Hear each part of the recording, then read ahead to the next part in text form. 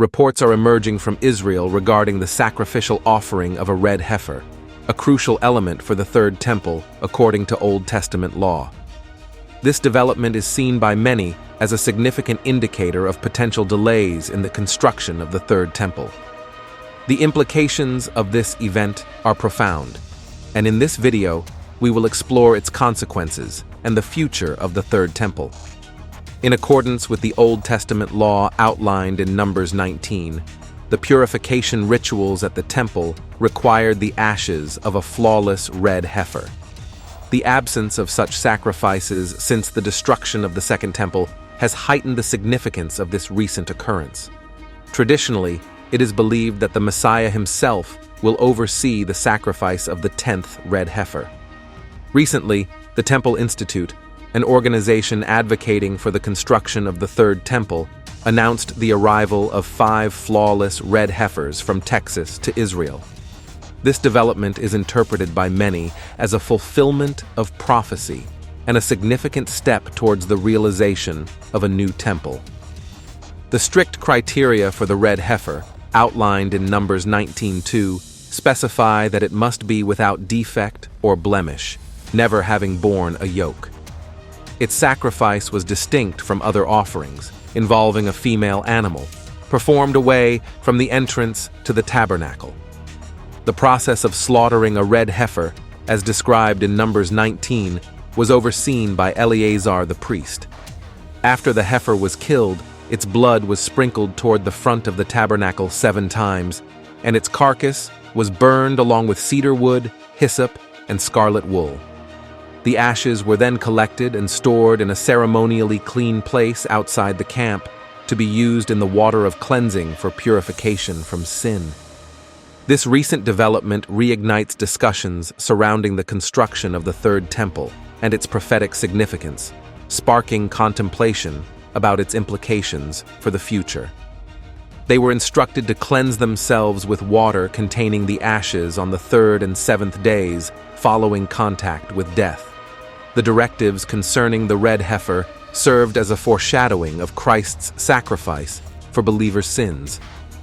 Like the red heifer, Jesus was without blemish and sacrificed outside the camp, Hebrews 13:11-12. Just as the ashes of the red heifer purified people from the defilement of death, Christ's sacrifice saves believers from the consequences and corruption of death. The red heifer ritual, as prescribed in the Mosaic Law, was initially straightforward. However, Judaism gradually added numerous standards and additional criteria. Talmudic tradition delved into specifics such as the type of rope used for binding the red heifer, the direction it faced during slaughter, the words spoken by the priest, the necessity of wearing sandals during the ritual, and more. Rabbinical rules outlined various disqualifications for a red heifer, including if it had been ridden or leaned on, if a garment had been placed over it, if a bird had rested on it, or if it had 2 black or white hairs, among other conditions not mentioned in the biblical text. From a futurist perspective of eschatology, Jerusalem is anticipated to have a third temple. Jesus prophesied a temple desecration during the tribulation, indicating the necessity for a temple to exist for such an event to occur. Matthew 24:15, Thessalonians 2:4. If those responsible for dedicating the end times temple adhere to Jewish law, they will require the ashes of a red heifer mixed with water for ceremonial cleansing. The arrival of 5 perfectly red heifers, necessary for the ritual purification of individuals who have encountered a dead body, has occurred in Israel from a ranch in Texas. If a blemish-free red heifer is found and is in Israel, this could be interpreted as another piece falling into place to fulfill biblical prophecy. Scripture explicitly contrasts the red heifer ceremony with the greater sacrifice of Christ. As the ashes of a heifer sprinkled on those who are ceremonially unclean sanctify them outwardly, how much more will the blood of Christ cleanse our consciences from acts that lead to death, enabling us to serve the living God? Hebrews 9:13-14. This event signifies a significant advancement in the preparations for the construction of the Third Temple in Jerusalem by the Temple Institute. These heifers, all under 1 year old, must maintain a pure red color and remain free of any blemishes to meet the eligibility criteria for use in creating the ashes required by Jewish law for purification rituals. Such stringent purification standards are essential to enable the Kohanim priests to carry out their duties in a future temple. Upon their arrival, the prized cattle were taken to Hia, where they will undergo a minimum 7-day quarantine period in compliance with Israel Veterinary Authority regulations. After this quarantine period, they will be relocated to 2 separate locations in Israel, one of which will eventually be open to the public. At these locations, the heifers will receive proper care and nourishment until they reach their 3rd year, at which point they will be slaughtered and transformed into the necessary ashes. The transportation of the heifers to Israel was facilitated by the Bon Israel organization, comprising both Jewish and Christian members. Byron Stinson, a Texas rancher who serves as a fundraiser and advisor for the organization, was instrumental in raising the cattle. A welcoming ceremony was held at Ben Gurion Airport upon their arrival, attended by officials from the Temple Institute, including Rabbi Channon Ketke, Rabbi Zaki Mamo, Rabbi Yisrael Ariel, and Rabbi Azariah Ariel, as well as Stinson and Netanyahu Isaac, the Director General of the Jerusalem and Heritage Ministry. Stinson expressed his commitment to fulfilling the biblical commandment and acknowledged his role in bringing the red heifers to Israel for purification. He emphasized the significance of the red heifer in the construction of the temple, likening it to a key that unlocks its functionality. As a devout Christian, Stinson felt a strong personal connection to this commandment and began breeding cattle with the specific traits required for the red heifer.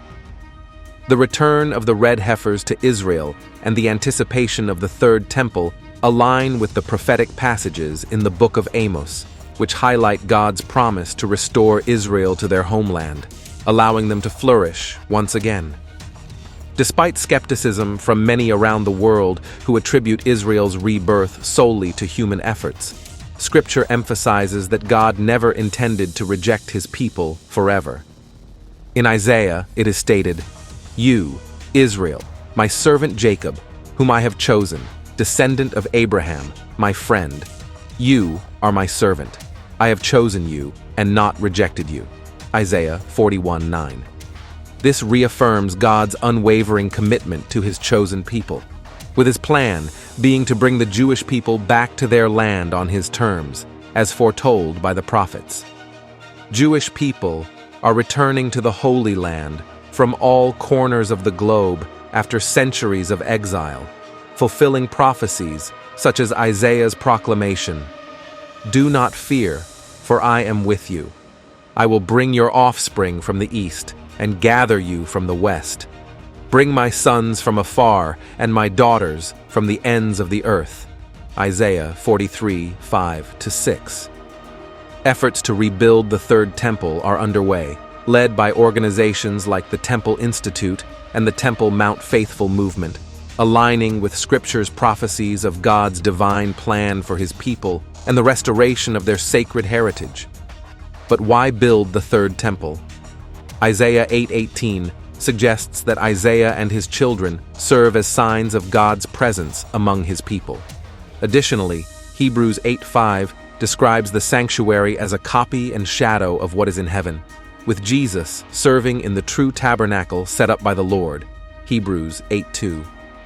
The Holy Temple in Jerusalem was not merely a physical structure, but a sacred place where God's divine presence dwelled on earth.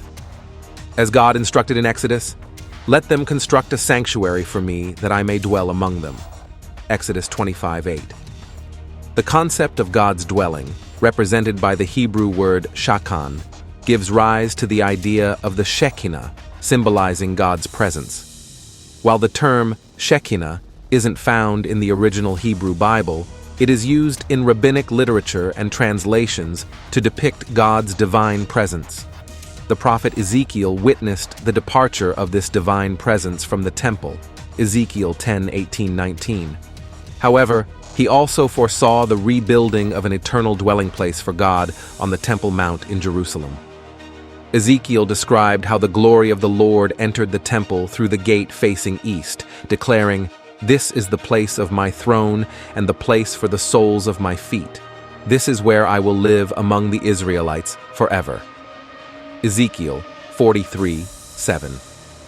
Ramban, also known as Rabbi Moses Maimonides, a medieval Jewish philosopher and Torah scholar, emphasized the eternal significance of the temple in his work Hilchos Beis Habira, The Laws of God's Chosen House. Ramban outlined the two main purposes of the temple. Firstly, as a place where the divine presence of God was revealed, particularly above the mercy seat of the Ark of the Covenant, Exodus 25:22. Secondly, the temple facilitated the offering of required sacrifices. However, since the destruction of the Second Temple in AD 70, the Jewish people have been unable to offer these sacrifices. This absence has significant implications, as 202 out of the 613 mitzvot, commandments in the Torah, cannot be performed without a temple, as noted by the Temple Institute. As a result, Jewish worship has shifted to local community synagogues and the study of the Torah. Instead of animal sacrifices, focus has shifted to prayer, tefillah, repentance, teshuvah, and charity, tzedakah. However, many believe that animal sacrifices have not been permanently discontinued. Biblical prophecy, such as that described by Ezekiel in Ezekiel 42:13, suggests a future temple where priests will once again offer prescribed sacrifices. This poses a significant question for the Jewish community and all believers in Yeshua, Jesus. Will the next temple, often referred to as the Third Temple, be the temple described by Ezekiel, where the divine presence will dwell once again? Or will some other presence reside in a different temple? The future of Third Temple construction is led by two prominent Jewish organizations, the Temple Institute and the Temple Mount and Land of Israel Faithful Movement. Alongside these groups, others have their own initiatives. One proposes erecting a tabernacle-style tent on the Mount, while another advocates constructing a synagogue in a corner of the platform. Kim Rickman, the director of the Temple Institute, emphasizes the practical aspect of temple construction, highlighting the religious obligation to build the temple, Exodus 23:8. He asserts that Jews should adhere to all 613 mitzvot, including those that necessitate a temple. In discussing the significance of the Third Temple, he expresses profound beliefs about its spiritual and universal importance. Rickman suggests that the temple will serve as a beacon of divine light, symbolizing the return of the Lord's divine presence to the world, which departed with the loss of the Temple Mount. Additionally, he envisions the temple as a unifying force, reconnecting all of creation and enabling humanity to establish a direct and dynamic relationship with God, facilitating the realization of individual potential. However, while these aspirations hold deep significance, insights from Daniel 9:11 and the Brit Chadasha, New Testament, present an alternative perspective on the temple's role in prophetic events. Despite this, preparations for the Third Temple persist. Ritual garments and sacred vessels have already been meticulously crafted, including the iconic golden menorah and Levitical musical instruments intended for worship akin to that of King David over 3 millennia ago. 1 Chronicles 23:5. The Temple Institute's school is engaged in a unique endeavor, training certified Kohanim, priests, who are DNA-tested descendants of the high priest Aaron, to fulfill the sacred duties within the temple. This meticulous training ensures that individuals with the appropriate lineage and qualifications are prepared to carry out the intricate rituals and responsibilities prescribed by tradition. Furthermore, a crucial element in the preparations for temple service is the breeding of the red heifer in Israel. This specific breed of heifer is designated for sacrifice in a ritual purification process essential for priests and sacred vessels. By undergoing this purification, they become ritually clean and are thereby enabled to enter the holiest of holy areas, considered the most sacred space on earth according to Jewish tradition.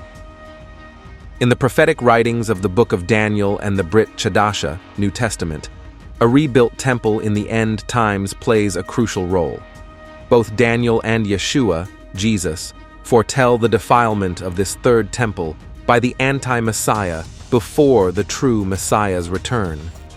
They term this spiritual contamination within the temple as the abomination of desolation, as quoted in Matthew 24:15-16, where Jesus urges understanding by saying, "The abomination that causes desolation spoken of through the prophet Daniel. Then let those who are in Judea flee to the mountains." This aligns with Daniel's prophecies in Daniel 9:27, 11:31, and 12:11.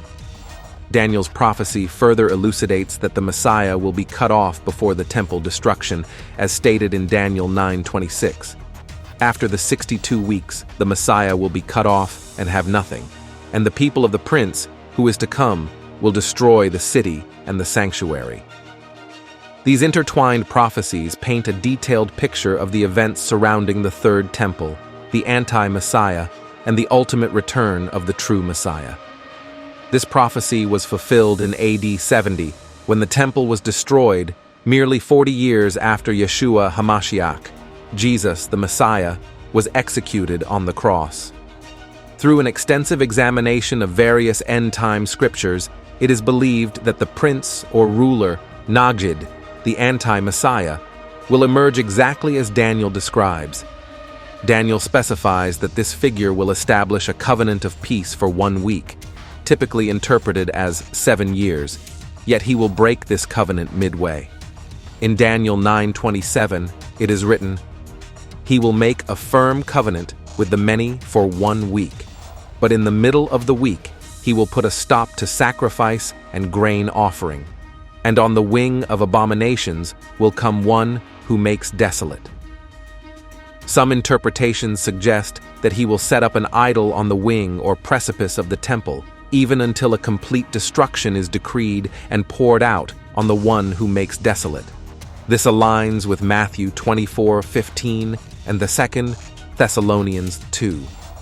Moreover, the anti-Messiah will audaciously declare himself to be God, as stated in 2 Thessalonians 2:4. He will oppose and exalt himself over everything that is called God or is worshipped, so that he sets himself up in God's temple, proclaiming himself to be God.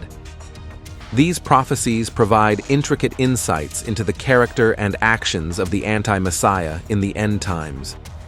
The construction of the third temple encounters various challenges, both political and religious. Central to these challenges is the Temple Mount, a revered site in Jerusalem for Judaism, Christianity, and Islam. It is believed to be the original location of previous temples. However, significant Islamic structures like the Al-Aqsa Mosque and the Dome of the Rock pose a complex issue. The Temple Mount has become a focal point of tension in the Arab-Israeli conflict, with access restrictions for Palestinian Muslims and Israeli excavations nearby being contentious issues. The fate of the holy site is of great concern for Muslims, as discussions about the Third Temple involve intricate religious, political, and cultural considerations. These factors make the Temple Mount a sensitive and challenging aspect of any plans to construct the Third Temple. What are your thoughts on the red heifer's arrival in Israel? Comment below and subscribe for more.